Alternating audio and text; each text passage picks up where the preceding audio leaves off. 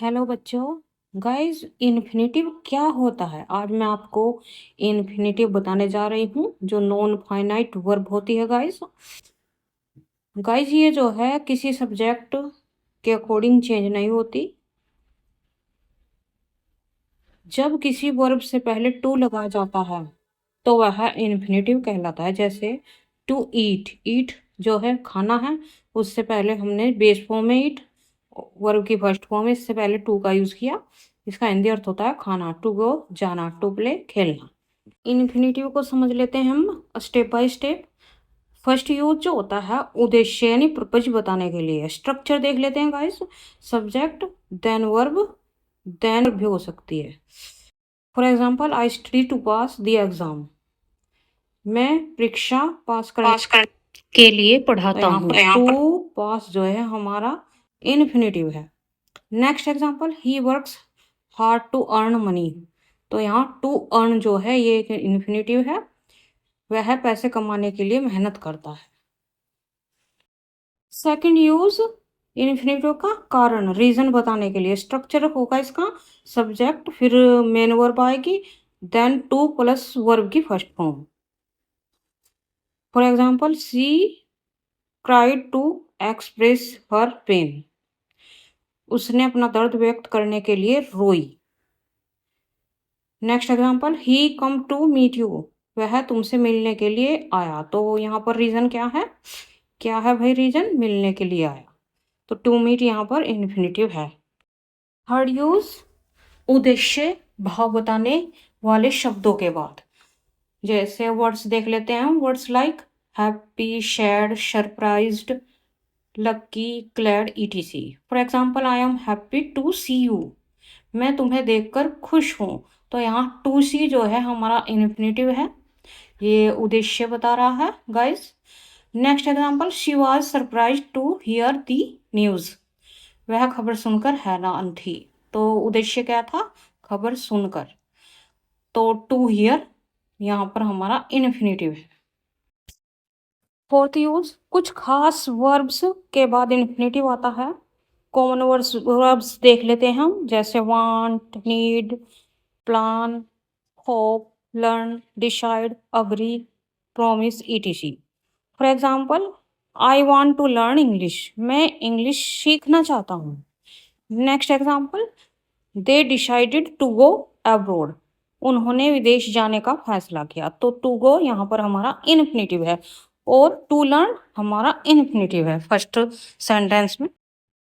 Fifth use infinitive का, to, T double O, to plus adjective plus to plus base verb, main verb की base form guys. मतलब इतना की नहीं कर सका। तो इसका हिंदी अर्थ में ये निकलेगा। हम एग्जाम्पल के थ्रू समझ लेते हैं। First example, he is too weak to talk. वह चलने के लिए बहुत कमजोर है। यानी कि चल नहीं सकता, इतना नहीं कर सकता, वो कमजोर है चलने के लिए। Next example, it is too late to go now. अब जाने के लिए बहुत देर हो चुकी है, तो अब नहीं जाया जा सकता। तो गाइस ऐसे हम जो है एडजेक्टिव के साथ भी इन्फिनेटिव का यूज करते हैं।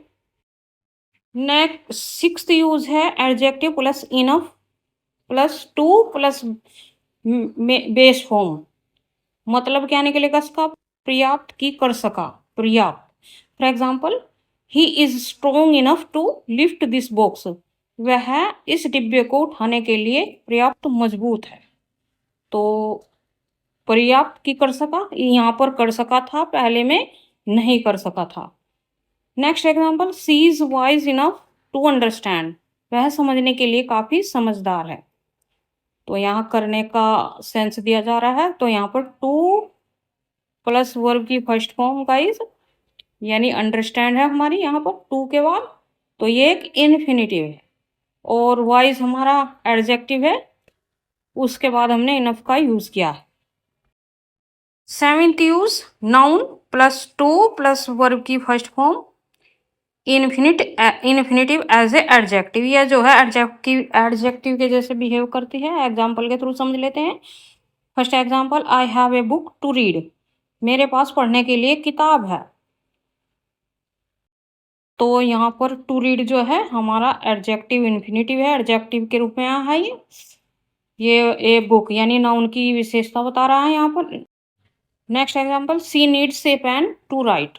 उसे लिखने के लिए एक पेन चाहिए। तो किसके लिए चाहिए? लिखने के लिए। तो यहाँ पर जो है टू राइट जो है हमारा एडजेक्टिव के रूप में आया है। 8th यूज है इसका, infinitive as a subject.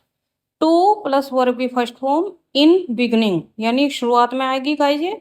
For example, to speak the truth is good. सच बोलना अच्छा है।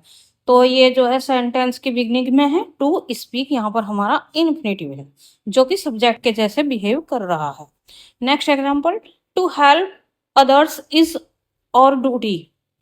दूसरों की मदद करना हमारा कर्तव्य है। तो टू हेल्प जो है सेंटेंस के बिगनिंग में है, एज ए सब्जेक्ट वर्क कर रहा है। तो इस प्रकार से सब इन्फिनिट जो है सब्जेक्ट के रूप में भी काम करता है गाइस। 9th यूज इसका इंट्रोगेटिव सेंटेंस में। इंट्रोगेटिव तरीके से भी होता है, टू प्लस वर्ब की first form. For example, I don't know what to do. मुझे नहीं पता क्या करना है। तो आप देख सकते हैं व्हाट यहाँ पर एक इंट्रोगेटिव वर्ड है, उसके बाद टू डू आया है। टू डू हमारा इन्फिनेटिव है, डू हमारी बेस फॉर्म है guys. Next example, tell me how to solve this. मुझे बताओ इसे कैसे हल करें। तो यहाँ पर हाउ जो है एक इंट्रोगेटिव वर्ड है, उसके बाद टू सोल्व जो है हमारा इन्फिनेटिव है। गाइज कुछ एक्स्ट्रा टिप्स मैं दे देती हूँ आपको। इन्फिनेटिव में टू होता है, लेकिन कुछ वर्ब्स जैसे मेक, लेट, हेल्प के बाद बिना टू भी आता है। For example, he made me cry. तो नोट टू क्राई से पहले जो है टू नहीं है। तो यहाँ पर क्राई बेस फॉर्म है, इससे पहले टू नहीं है। ये जो है बेयर इन्फिनेटिव है यहाँ पर। Next example, let him go. तो आप देख सकते हैं गो जो है बेयर इन्फिनेटिव है, इससे पहले टू नहीं है। Next example, she help me complete the project.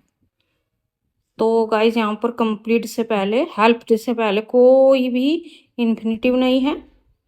तो बेयर इन्फिनेटिव यूज हुआ है हमारा help. Conclusion, infinitive English grammar का एक ज़रूरी हिस्सा है। इसका सही इस्तेमाल आपकी इंग्लिश को कॉन्फिडेंट और फ्लुएंट बनाता है।